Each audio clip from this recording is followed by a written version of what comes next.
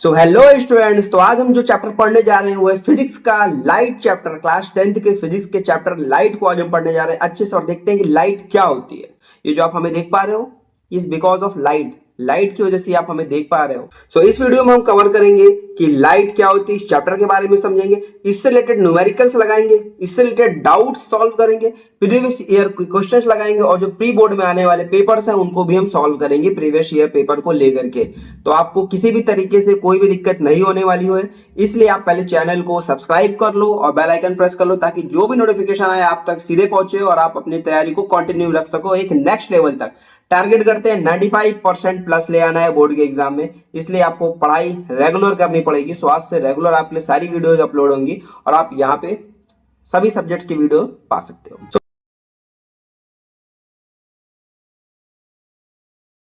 तो हम शुरू करते हैं। सबसे पहला टॉपिक है लाइट।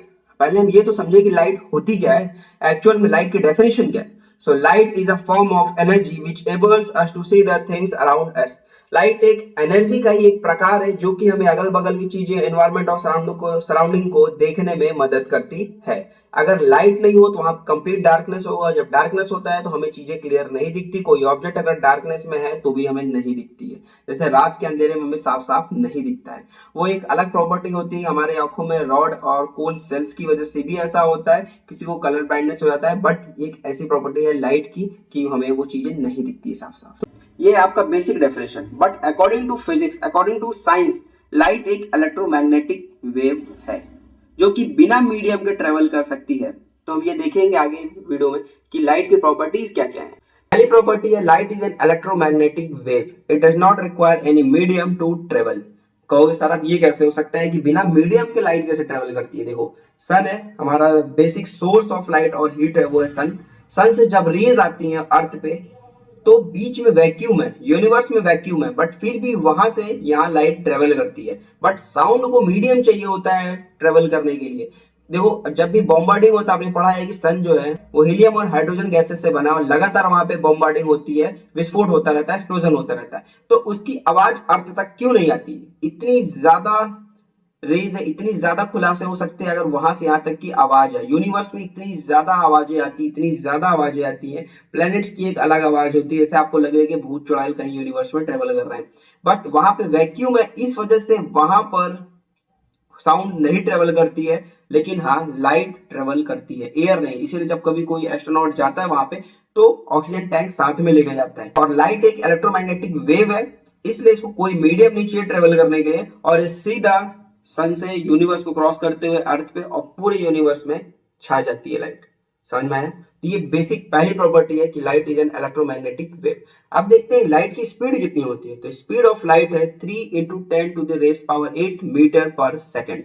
थर्ड प्रॉपर्टी है light travels in a straight line. Light हमेशा एक स्ट्रेट लाइन, स्ट्रेट पाथ पे ही ट्रेवल करती है, जिग जैग नहीं फॉलो करती। नहीं तो पता चला हमने लाइट जलाया यहाँ पे और वो निकल गई पीछे, निकल गई इधर, सामने हमें दिख ही नहीं रहा है। तो ये नहीं होता है, लाइट हमेशा स्ट्रेट लाइन में ट्रेवल करती है। चौथी प्रॉपर्टी है कि light has a dual nature, मतलब पार्टिकल और वेव। और जिधर लाइट पड़ती है उधर कंप्लीट हमें ऑब्जेक्ट दिखता है और उसकी जस्ट बिहाइंड शैडो होता है, इसलिए लाइट की वजह से शैडो भी क्रिएट होता है। अब किसी भी ऑब्जेक्ट पर अगर लाइट पड़ती है, हिट करती है किसी ऑब्जेक्ट पर, तो सिर्फ और सिर्फ दो केसेस हो सकते हैं। पहला रिफ्लेक्शन है और दूसरा है refraction. Reflection of light and refraction of light, NCERT में दोनों टॉपिक्स एक साथ दिए हुए हैं, बट आप रेफरेंस बुक उठाओगे, कोई यशचांद उठाओगे, तो उसमें रिफ्लेक्शन ऑफ लाइट एक अलग टॉपिक है और रिफ्रैक्शन ऑफ लाइट एक अलग टॉपिक है। तो हम दोनों को सॉल्व करेंगे, दोनों के डेफिनेशंस देखेंगे, दोनों चैप्टर को हम कंक्लूड करते हुए चलेंगे यहाँ पर। अब समझते हैं रिफ्लेक्शन होता क्या है। जब लाइट रेज किसी ऑब्जेक्ट से, मतलब ल्यूमिनस ऑब्जेक्ट से निकलती हैं और वो किसी ऑब्जेक्ट पर टकराती हैं तो सेम एंगल पर रिफ्लेक्ट करती हैं, उसे बोलते हैं reflection of light. Reflection of light हमेशा ऑपेक ऑब्जेक्ट पे होगा जिसके बिहाइंड लाइट क्रॉस ना कर पाए। अगर चली गई क्रॉस करके किसी ऑब्जेक्ट को तो वो रिफ्रैक्शन ऑफ लाइट हो जाती है। इस बेसिक डेफिनेशन को समझना है। रिफ्लेक्शन और रिफ्रैक्शन में एक बेसिक डिफरेंस है कि अगर लाइट हिट की किसी ऑब्जेक्ट को, इंसिडेंट रेस किसी भी ऑब्जेक्ट पे हिट करती है और वो सेम एंगल पर एंगल ऑफ रिफ्लेक्शन जो होता है वो सेम होता है एंगल ऑफ इंसिडेंस के, और बाउंस बैक करती है या किसी और साइड जाती है तो उसे बोलते हैं रिफ्लेक्शन। और अगर किसी ऑब्जेक्ट को पार करके लाइट निकल जाती है तो उसे बोलते हैं रिफ्रैक्शन। जैसे कि एक सन से जो रेज आ रही हैं, लाइट रेज आ रही है, वो अर्थ तक आ रही है जस्ट बिकॉज ऑफ रिफ्रैक्शन, और सूरज हमें उगा हुआ 2 मिनट पहले दिखता है और ढलता 2 मिनट बाद है just because of refraction of light. हम अपनी इमेज देख पाते हैं शीशे में, लोगों को देख पाते हैं just because of reflection of light. तो ये बेसिक डेफिनेशन है रिफ्लेक्शन ऑफ लाइट क्या होता है, हमने इसकी प्रॉपर्टीज देख ली। अब देखते हैं लुमिनस और नॉन लुमिनस ऑब्जेक्ट क्या क्या होते हैं। तो लुमिनस ऑब्जेक्ट वो होते हैं जो खुद की लाइट एमिट करते हैं, जैसे कि आप देख सकते हो हमारे सामने जला हुआ है bulb, rod, candle, torch, mobile की टॉर्च और सन सबसे बड़ा लुमिनस ऑब्जेक्ट है। तो नॉन लुमिनस ऑब्जेक्ट वो ऑब्जेक्ट होते हैं जिनकी खुद की लाइट नहीं होती है, जैसे कि आप देख सकते हो ये कपड़े, इसकी खुद की लाइट नहीं है, ये दूसरों की लाइट ऑब्जॉर्व कर रहा है, वो एमिट कर रहा है। मून नॉन लुमिनस ऑब्जेक्ट है। बैग, आपके रूम में जितनी भी चीजें हैं, टेबल, चेयर, पेंसिल, बॉक्स, ये सब चीजें नॉन लुमिनस ऑब्जेक्ट हैं। ट्रीज हो गई, इवन अर्थ हो गई, तो ये सब भी नॉन लुमिनस ऑब्जेक्ट है। So next topic reflection of light, the phenomena of bouncing back of light in the same medium when strike a smooth surface. जब कभी एक स्मूथ सरफेस पे एक रेज ऑफ लाइट जो हिट करती है और वो सेम मीडियम में रिफ्लेक्ट बैक होती है, उसे बोलते हैं reflection of light. Same medium का मतलब है कि रेयरर है तो रेयरर में हो और डेंसर है तो डेंसर मीडियम में हो। जब रेयरर से डेंसर मीडियम में चेंज होता है तो उसे बोलते हैं रिफ्रैक्शन ऑफ लाइट। जब एक मीडियम से दूसरे मीडियम में जाती है तो वो अपना पाथ डेविएट करती है और चेंज कर लेती है, तो वो रिफ्लेक्शन नहीं होता, वो रिफ्रैक्शन होता है। रिफ्लेक्शन में सेम मीडियम में रिफ्लेक्ट बैक होनी चाहिए, बाउंस बैक होनी चाहिए लाइट। तो रिफ्लेक्शन ऑफ लाइट के बाद होता है लॉ ऑफ रिफ्लेक्शन। तो लॉ ऑफ रिफ्लेक्शन में पहला पॉइंट है the incident ray, the reflected ray and normal all lie on the same plane and on a same point. दूसरा पॉइंट है angle of incidence is equal to angle of reflection. ये सिर्फ और सिर्फ plane surface के लिए होता है। इमेज क्या होता है? It is a point where at least two light rays actually meet और अपीयर टू मीट। किसी भी रे डायग्राम को बनाने के लिए, किसी भी इमेज को बनाने के लिए हमें मिनिमम 2 लाइन की जरूरत होती है या 2 रेज की जरूरत होती है। जब वो 2 रेज जिस पॉइंट पे मीट करेंगे ना, वहीं पे इमेज बनता है। अब इमेज 2 तरीके के फॉर्म होते हैं, पहला होता है रियल इमेज और दूसरा होता है वर्चुअल इमेज। इमेज जो हमें स्क्रीन पर ऑब्टेंड होती है वो होती है रियल इमेज, और इमेज जो हम अपनी मिरर में देखते हैं, शीशे में जो अपने आप को देखते हैं, उसे बोलते हैं वर्चुअल इमेज। अब रियल और वर्चुअल में डिफरेंस क्या है? तो जो भी लाइट रेज अगर एक्चुअल में मीट करती है तो वो रियल इमेज होती है, और रियल हमेशा इन्वर्टेड होती है, वर्चुअल इमेज हमेशा इरेक्ट होती है। ठीक है, तो वर्चुअल इमेज हमेशा इरेक्ट होती है और रियल इमेज हमेशा इन्वर्टेड होती है, अपसाइड डाउन। और इरेक्ट का मतलब स्टैंडिंग, स्लैंट, वर्टिकल हाइट पे खड़ी होती है। तो हम शीशे के सामने अगर खड़े होते हैं तो हमारे शीशे की बिहाइंड इमेज बनती है, और वर्चुअली वो मीट करती है, इन रियल वो मीट नहीं करती है, तो हमेशा इरेक्ट होती है। ऐसा नहीं कि हम यहाँ खड़े और हमारा चेहरा ऐसे बन गया, ऐसे कभी नहीं होता। ठीक है, अगर ऐसे खड़े हैं तो ये ऐसे ही बनेगा, बीच में इमेज है तो। ओके, ये हो गया हमारा वर्चुअल इमेज। अब रियल इमेज क्या होता है? हमेशा इन्वर्टेड होता है, वो कॉनकेव या कॉन्वेक्स मिरर में होता है। प्लेन में हमेशा वर्चुअल एंड इरेक्ट इमेज ही मिलेगा, इस चीज को याद रखें। नेक्स्ट पॉइंट है मिरर। मिरर क्या होता है? Mirror is a piece of a transparent glass in which one side is smooth and other side is coated with silver and at behind the silver उसको ब्लैक या red paint से हम paint कर देते हैं ताकि लाइट रेज उसके are पार ना हो पाए, वो अच्छा इमेज शो करे। अब यहाँ पे एक क्वेश्चन आता है कि क्या हम मिरर खुद से बना सकते हैं? बिल्कुल, इस एक्सपेरिमेंट को हमने दिखाया है। आप हमारे चैनल पे जाना, एक्सपेरिमेंट के प्लेलिस्ट सेक्शन में जाना, वहां पे रिफ्लेक्शन ऑफ लाइट की जितने भी एक्सपेरिमेंट है वो 1 बाय 1 करके हम आपको प्रैक्टिकली दिखाएंगे कैसे होता है, ताकि आपको एग्जाम में अगर हिट ना करे तो आपको एक्सपेरिमेंट हिट करे और इससे रिलेटेड आप क्वेश्चन लिख सको। अभी हमारे मन में एक सवाल और उठेगा कि क्या अगर हम शीशे के सामने खड़े हैं और हमारा इतना पार्ट गायब हो जाए, क्या ये हो सकता है या नहीं हो सकता? हम सामने खड़े हैं पूरी बॉडी के साथ, बट हमारा कोई पार्ट शीशे में गायब हो जाए, ये हो सकते नहीं। इस एक्सपेरिमेंट को भी हम करेंगे और दिखाएंगे, आपके सारे डाउट्स क्लियर होंगे। तो मिरर की एक और डेफिनेशन होती है, मिरर एक पॉलिश सरफेस होता है जो कि उस पे पड़ने वाली मैक्सिमम 99.99% इंसिडेंट रेस को रिफ्लेक्ट बैक करता ही करता है और हमें इमेज शो करता है behind the mirror, virtual and erect. Mirror कितने टाइप्स के होते हैं? तो मिरर 2 टाइप्स के होते हैं, पहला होता है प्लेन मिरर, दूसरा होता है स्फेरिकल मिरर। स्फेरिकल मिरर के भी 2 टाइप्स होते हैं, पहला होता है कॉनकेव और दूसरा होता है कॉन्वेक्स मिरर। कॉनकेव और कॉन्वेक्स मिरर जो होते हैं वो थोड़ा सा कर्व्ड में होते हैं, बल्जिंग इन गुफा, केव, केव का मतलब गुफा, तो गुफा ऐसा होता है। तो इस साइड को हम कॉनकेव बोलेंगे और इस साइड को कॉन्वेक्स बोलेंगे। तो ऐसे आप कभी स्पून उठाओ तो अंदर वाली चीजें जो होती है स्पून, कभी कभी स्पून आप लोगे तो ऐसे होता है स्पून, तो ये आपका कॉनकेव हो गया और बाहर वाला कॉन्वेक्स होता है, ठीक है। कन्वर्जिंग और डाइवर्जिंग मिरर होते हैं ये दोनों। अब इमेज जो फॉर्म्ड होती है प्लेन मिरर में वो कैसी होती है, उसकी कुछ कैरेक्टरिस्टिक्स कुछ प्रॉपर्टीज को हम पढ़ते हैं। तो image formed is always virtual and erect, हमेशा वर्चुअल और इरेक्ट होगी, स्टैंडिंग होगी, सीधा होगी, उल्टी नहीं होगी। सेकंड पॉइंट क्या है, the size of image is equal to the size of the object, object जितना बड़ा है उतना बड़ा ही साइज दिखाएगा। ऐसा नहीं हमारा राइट हैंड छोटा कर दिया, लेफ्ट हैंड बड़ा कर दिया, एक पाँव गायब कर दिया, एक पाँव छोटा कर दिया, हमारे मुंह को छोटा कर दिया, बॉडी को बड़ा कर दिया, ऐसा नहीं होता है। Distance between the object and mirror is equal to distance between the mirror and image. इसका मतलब है कि मिरर से ऑब्जेक्ट की जितनी दूरी होती है एग्जैक्ट उतनी ही दूरी मिरर और इमेज की भी होती है बिहाइंड द मिरर। उसके बीच में जितने ऑब्जेक्ट्स आएंगे उनकी भी इमेज बनती है।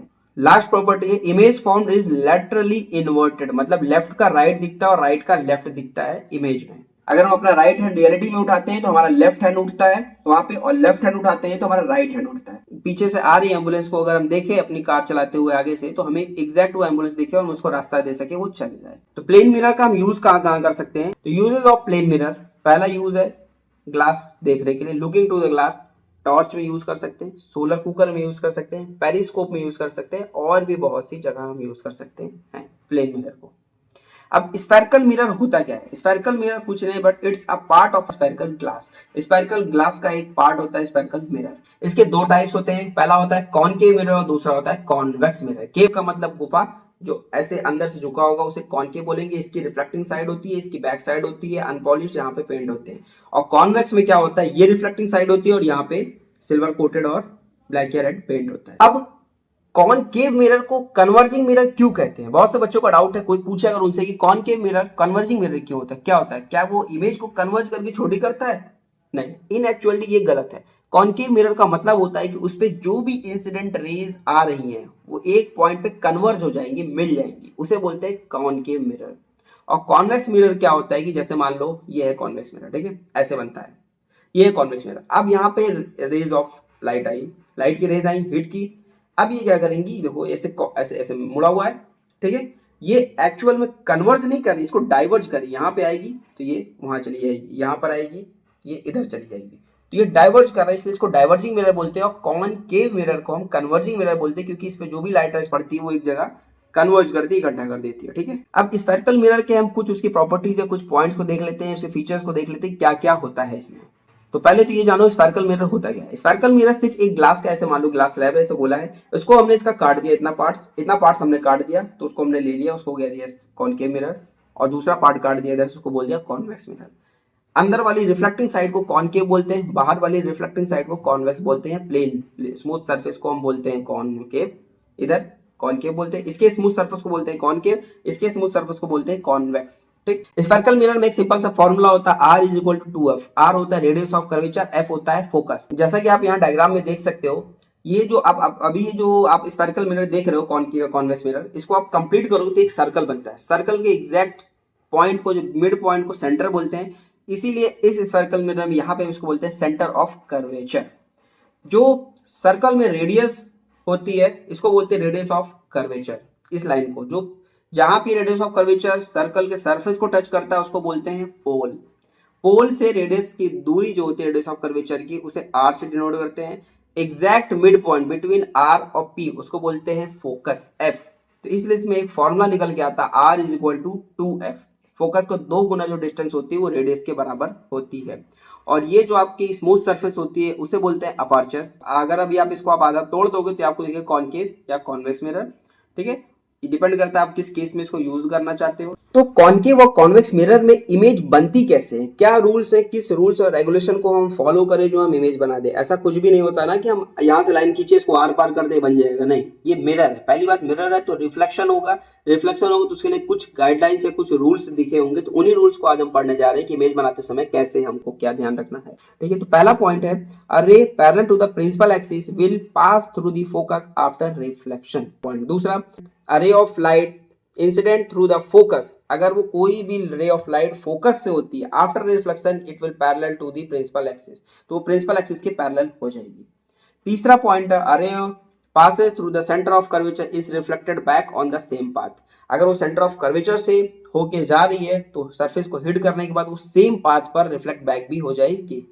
चौथा पॉइंट है, a ray incident on pole is reflected back with same angle, मतलब एंगल ऑफ इंसिडेंस और एंगल ऑफ रिफ्लेक्शन बराबर होगा यहाँ पे। अगर आप सेंटर ऑफ कर्वेचर से होकर के फोकस से होकर के पोल पे जा रही है तो उसी पाथ पे डेविएट बैक हो जाएगी।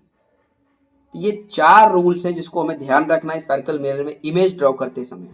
तो formation of image by concave mirror for different positions of object. तो कॉनकेव मिरर में अगर ऑब्जेक्ट किस अलग अलग 6 पोजीशंस पे खड़ा है तो उसकी इमेज कैसे बनेगी। पहला बियॉन्ड सी पे कैसी इमेज उसकी बनेगी, फिर at C centre of curvature कैसे बनेगी, फिर सेंटर ऑफ कर्वेचर और फोकस के बीच में अगर ऑब्जेक्ट खड़ा है तो उसकी इमेज कैसे बनेगी, और एट फोकस खड़ा है तो कैसी उसकी इमेज बनेगी, और फोकस और पोल के बीच में खड़ा है तो उसकी इमेज कैसे बनेगी, और सिक्स अगर इनफाइनाइट पर है तो उसकी इमेज कहाँ बनेगी, कैसे बनेगी और कितनी बड़ी कितनी छोटी होगी, वो सब चीजों को हम डिस्कस करते हैं यहाँ पे, ठीक है। तो पहला, अगर इनफाइनाइट पे कोई ऑब्जेक्ट है तो उसकी जो इमेज बनेगी वो फोकस पे बनेगी। उसका नेचर कैसा होगा, रियल और इन्वर्टेड होगा। पॉइंट साइज इमेज होगी, सन की अगर इमेज बन रही है तो वो एकदम छोटी दिखेगी, हमें अराउंड 1 to 2 सेंटीमीटर के अप्रॉक्स में देख सकते। दूसरा है बियॉन्ड सी, अगर सेंटर ऑफ कर्वेचर के पीछे इमेज है तो उसकी कैरेक्टरिस्टिक्स क्या होगी, उसकी प्रॉपर्टीज क्या क्या होगी। ये बिटवीन सेंटर ऑफ कर्वेचर और फोकस के बीच में बनेगी इमेज। नेचर होगा इसका रियल और इन्वर्टेड, मतलब उल्टा अपसाइड डाउन। साइज जो होगी स्मॉलर फ्रॉम ऑब्जेक्ट, ऑब्जेक्ट से छोटा होगा, डिमिनिश्ड होगा। एट सेंटर ऑफ कर्वेचर पे अगर ऑब्जेक्ट रखा हुआ है तो सेंटर ऑफ कर्वेचर पर ही उसकी इमेज बनेगी, रियल और इन्वर्टेड होगी, सेम साइज एज ऑब्जेक्ट, जितना बड़ा ऑब्जेक्ट है उतना बड़ा बनेगा। सेंटर ऑफ कर्वेचर पर होगा, रियल और इन्वर्टेड मतलब उल्टा होगा। चौथा पॉइंट है बिटवीन सेंटर ऑफ कर्वेचर और फोकस के बीच में है तो उसकी प्रॉपर्टीज क्या क्या होगी। उसका position beyond centre of curvature हो जाएगा, उसका नेचर होगा रियल और इन्वर्टेड, और साइज जो होगी वो लार्जर देन ऑब्जेक्ट। यहाँ पे देखो साइज जो हो रही है अब इसकी लार्ज हो रही है, ऑब्जेक्ट से मैग्नीफाइड हो रही है, तो मतलब सेंटर ऑफ कर्वेचर से पीछे जितनी भी ऑब्जेक्ट्स की इमेज बन रही थी वो छोटी थी, सेंटर ऑफ कर्वेचर ऑफ पोल की तरफ आते ही उसकी इमेज जो है वो बड़ी हो रही है। इस चीज को ध्यान रखना है। एट एफ अगर फोकस पे कोई ऑब्जेक्ट खड़ा है तो उसकी इमेज इनफाइनाइट पे बनेगी, रियल और इन्वर्टेड होगी और हाईली इनलार्ज्ड होगी, बहुत बड़ी होगी। जैसे कोई पॉइंट साइज ऑब्जेक्ट है उसका अगर इमेज बन रही है ना तो सन के बराबर बन सकती है, और जैसे सन इनफाइनाइट पे हो तो इसकी इमेज पॉइंट साइज बनेगी फोकस पर। अब बिटवीन पोल और फोकस पे अगर कोई ऑब्जेक्ट खड़ा है तो कैसी होगी, उसकी इमेज होगी बिहाइंड मिरर। ये पहला एक ऐसा यूनिक केस है जो मिरर के पीछे बन रही है। मिरर के पीछे जब भी कोई इमेज बनती है मतलब कि वो वर्चुअली मीट करती है रेज, रियलिटी में मीट नहीं करती, तो वर्चुअल एंड इरेक्ट होगी, मतलब सीधी खड़ी होगी और इन लार्ज होगी, मतलब बड़ी होगी ऑब्जेक्ट से। ये कुछ 6 केसेस थे, इसको बहुत ज्यादा ध्यान रखना है। एग्जाम में डायरेक्ट क्वेश्चन आएंगे इस पे, बनाने के लिए उसके डायग्राम आ सकते हैं। यूजेज ऑफ कॉनकेव मिरर हम कहाँ कहाँ यूज करते हैं, तो ये कॉमनली यूज होते हैं टॉर्च में, सर्च लाइट में, व्हीकल की जो गाड़ियों की हेडलाइट होती है उसके आगे, ताकि हमें पावरफुल बीम ऑफ लाइट मिल सके एक जगह रोड पे, कंसंट्रेटेड लाइट मिले। दूसरा, इसको सेविंग मिरर की तरह भी यूज कर सकते हैं, ताकि मान लो कोई शेव कर रहा है तो उसको इमेज क्लियर दिखे और बड़ी दिखे।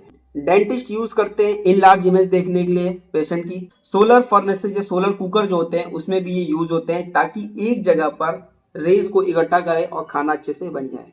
कॉनकेव मिरर के बाद अब हम कॉन्वेक्स मिरर में देखते हैं क्या क्या रूल्स हैं इमेज को ऑब्टेन करने के लिए इन कॉन्वेक्स मिरर। तो पहला, अगर कोई भी रे ऑफ लाइट पैरेलल है प्रिंसिपल एक्सिस के तो वो डाइवर्ज हो जाएगी फोकस से। दूसरा पॉइंट है, a ray is directed towards the focus of a convex mirror will parallel to the principal axis. अगर कोई रे ऑफ लाइट फोकस की तरफ आ रही है तो प्रिंसिपल एक्सिस के पैरेलल हो जाएगी। तीसरा पॉइंट है, कोई अगर सेंटर ऑफ कर्वेचर से आ रही है मींस अ रे of light directed towards the center of curvature reflects back on same path। Same concave mirror की तरह ही है, अगर सेंटर ऑफ कर्वेचर से कोई रे ऑफ लाइट गुजरती है तो सेम उसी पाथ पे डेविएट बैक भी हो जाती है। चौथा पॉइंट है, ray of light incident to the pole reflect back with the same angle.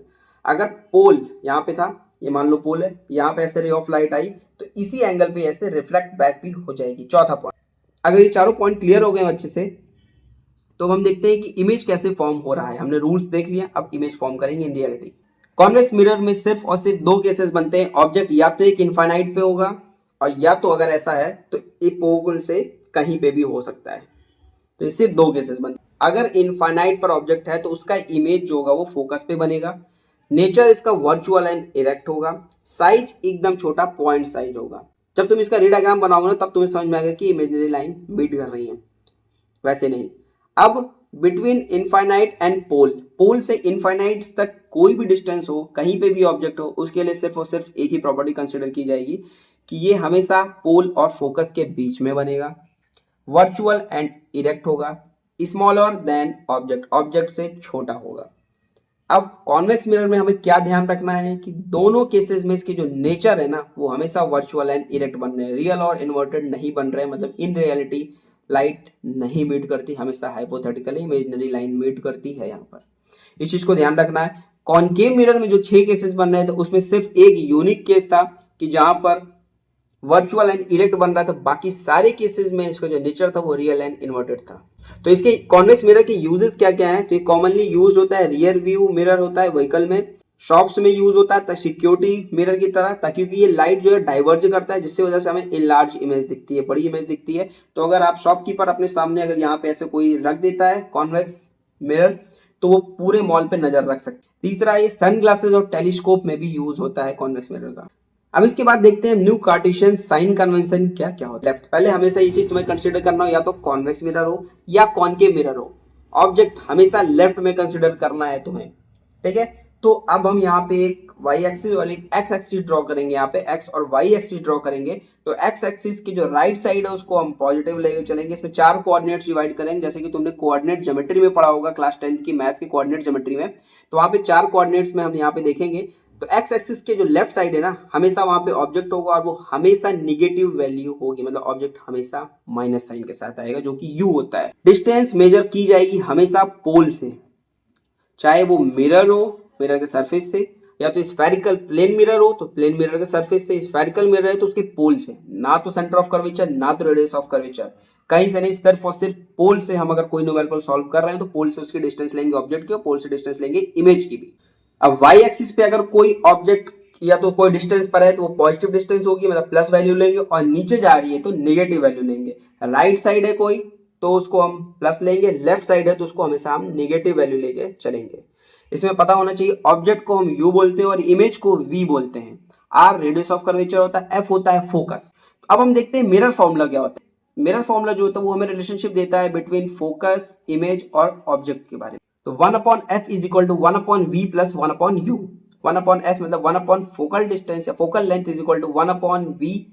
v का मतलब है यहाँ पे इमेज की डिस्टेंस और 1/u का मतलब है ऑब्जेक्ट की distance. Magnification of spherical mirror is the ratio of height of image to the height of object.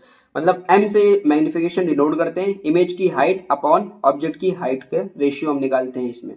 कभी भी आप देखो अगर आप सामने खड़े हो तो आपकी पॉइंट साइड इमेज तो कभी होगी नहीं, आपकी कुछ ना कुछ तो हाइट है, कुछ लेंथ है, कुछ विड्थ है, ठीक है। 3 डायमेंशनल हो, कोई ऐसे कागज के टुकड़े तो हो नहीं कर सकते सीधे खड़े हो गए हो, तो इसलिए आप हमेशा ह्यूमन 3 डायमेंशनल होता है, तो उसकी कुछ ना कुछ हाइट होती है, कुछ लेंथ होती है, कुछ विड्थ होती है। जब भी कोई ऑब्जेक्ट मिरर के सामने खड़ा है तो उसकी जो मिरर इमेज बन रही है वो बड़ी बन रही है कि छोटी बन रही है, मैग्निफिकेशन हो रही है कि नहीं हो रही है। मैग्निफिकेशन पॉजिटिव भी होता है, नेगेटिव भी होता है, प्लस माइनस दोनों हो सकता है। तो इसका जो फॉर्मूला होता है height of image upon height of object, मतलब कि h2 अपॉन h1, या तो m is equal to minus v upon u। यहाँ पे तुम्हें एक नोट करने वाली बात है कि कॉन्वेक्स मिरर में जो मैग्निफिकेशन होता है वो हमेशा पॉजिटिव होगा, और कॉनकेव मिरर में डिपेंड करता है, मैग्निफिकेशन पॉजिटिव भी हो सकता है और निगेटिव भी हो सकता है। अब इससे रिलेटेड तुम्हें सारे न्यूमेरिकल्स लगा लेने हैं। जो भी दिक्कत होती है वो मुझे कमेंट सेक्शन में कमेंट कर देना, क्वेश्चन नंबर भी भेज सकते हो, मैं उसके सारे पर्टिकुलर टॉपिक्स के डाउट उठाऊंगा, तुम्हारे सारे न्यूमेरिकल्स उठाऊंगा और उसको सॉल्व करूंगा यहाँ पे, और तुम्हें उससे हेल्प मिलेगी एग्जाम में, क्योंकि तुम्हारे प्री बोर्ड में मुश्किल से 1.5 से 2 महीने बचे हुए हैं। तो अपनी तैयारी को एकदम बूस्ट कर लो और रेगुलर हमारे साथ बने रहो। कमेंट में आप पूछते रहो जो भी आपके सवाल है, एक भी नंबर कहीं से भी कटना नहीं चाहिए।